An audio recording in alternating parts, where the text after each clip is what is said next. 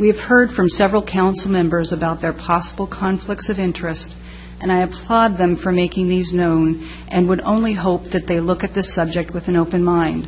There is another who has not come forward with a personal bias, which I believe has greatly influenced his thinking on this subject.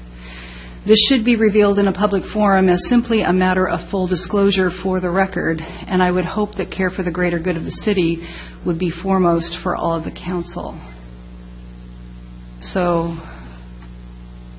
does anybody want to say anything? I just want to clarify that for personal bias, the burden is on the person making the challenge to provide facts that demonstrate actual bias. Okay.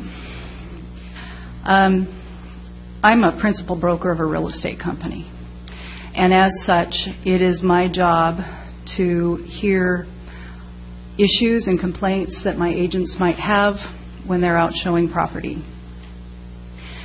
A couple weeks ago, one of my agents by the name of Mike Todd showed a piece of property that is located next to the mayor's residence.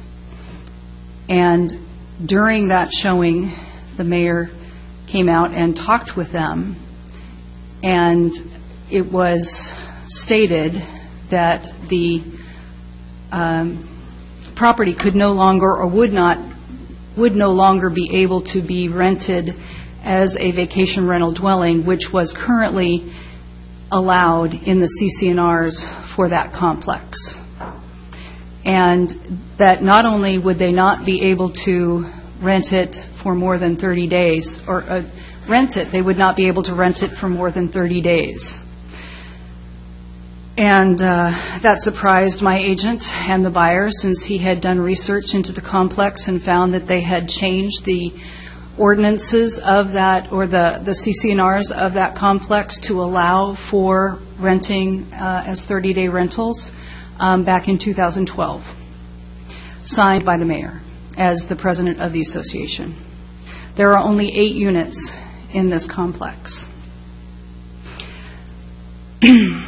I received an email that was sent from my agent to the buyer, because this was the reason the buyer wants to buy a piece of property that is oceanfront. They want to rent it for a couple of years, and then they want to retire there. This is a very common theme among buyers to our city. His email states, "I'm guessing you've been turned off on the condo because of the scare Mayor Anderson put in about the vacation home rental limitations he is predicting for his complex. Although this is not anywhere near as certain as he implied, if the City Council were to pass the 30-day limit in the near future, teams of lawyers are ready to challenge it."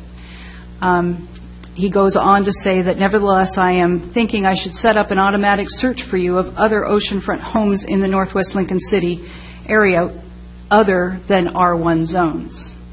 So he did that subsequent search, and he found one property all along Lincoln City that is either zoned commercial or RC, recreational commercial.